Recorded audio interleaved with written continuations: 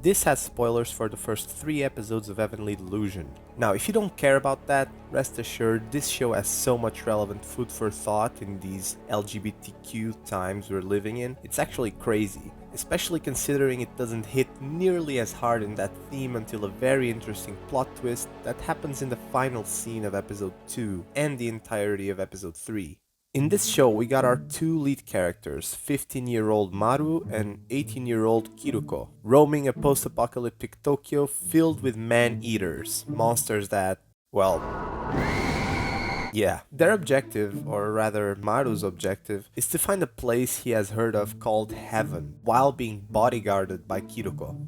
We may naturally assume that Heaven is a facility introduced to us where children are raised with the assistance of robots, sheltered from the hellish outside world. Here we also see how alien these children are to the human society we are used to, and we see them exploring their relationships in a myriad of different ways, while effectively being monitored and studied by the humans that run the place. Yes, this is basically Promised Neverland with Shinsekai Yori type of vibes. These relationships are part of what makes the coming plot twist not feel so out of place as it would, though how they both connect is something I'm yet to see.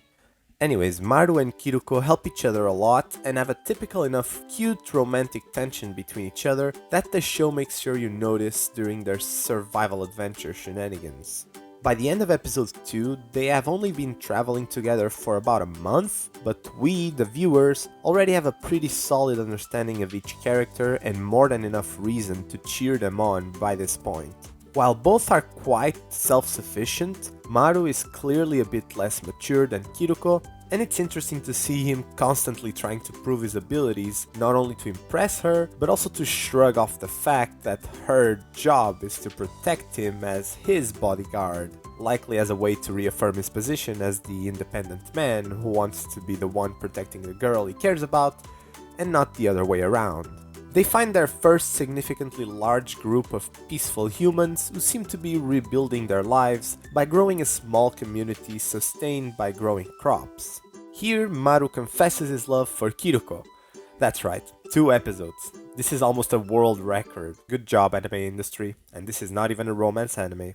Anyways, the episode ends with Kiruko becoming flustered by his confession and then replying that unfortunately it wouldn't be possible for them to be together because she is actually a dude in her head, despite having the body of a girl.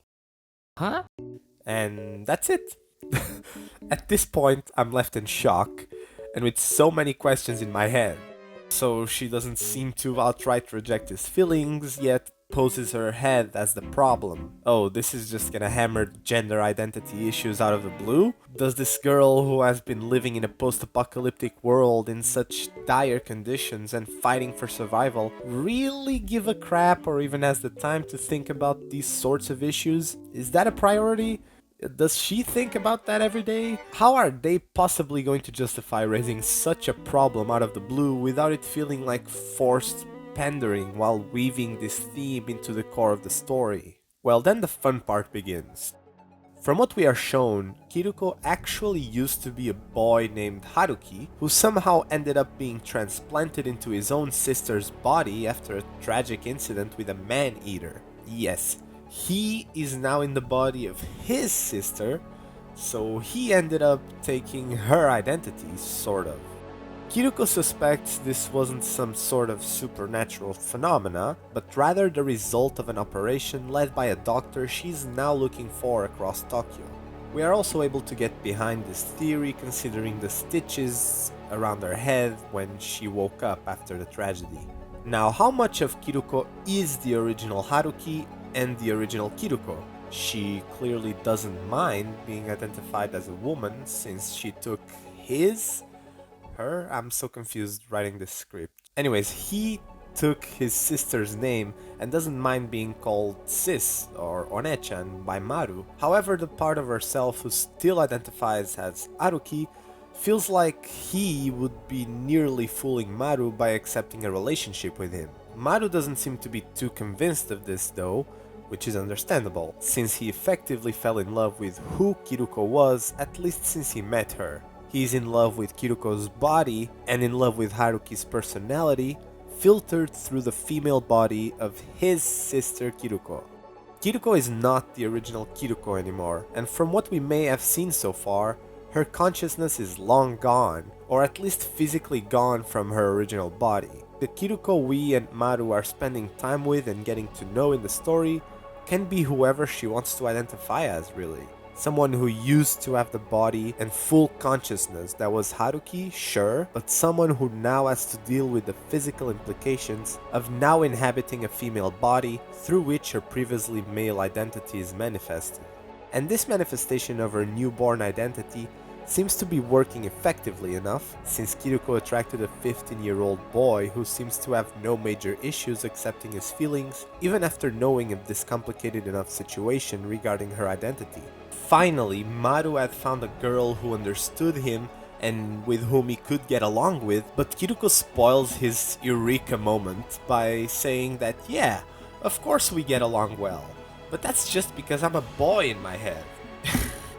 This left me feeling very frustrated by Maru, and I'm now cheering for him to conquer Kiruko's heart and making her see this subject of her identity from another perspective. The initial premise of Heavenly Delusion led me to believe that what would potentially grab me would be its post-apocalyptic survival setting, its amazing animation and overall production, and its mysteries like knowing what's behind that place called Heaven, or what the hell are these babies? While those are all big points in its favor, I'm now left way more interested in cheering for this cute little couple. Above all, I want to see them survive, but I also want to see Maru mature to the point of letting Kiruko know how he feels about her identity, and I want to see Kiruko coming to terms with her own identity, regardless of whether she does end up finding out what actually happened to the original Haruki and Kiruko or not. Thank you so much for watching. Have you watched or read Heavenly Delusion? What grabs your attention more in this series? Make sure to let me know in the comments and like the video if you liked it. Stay awesome.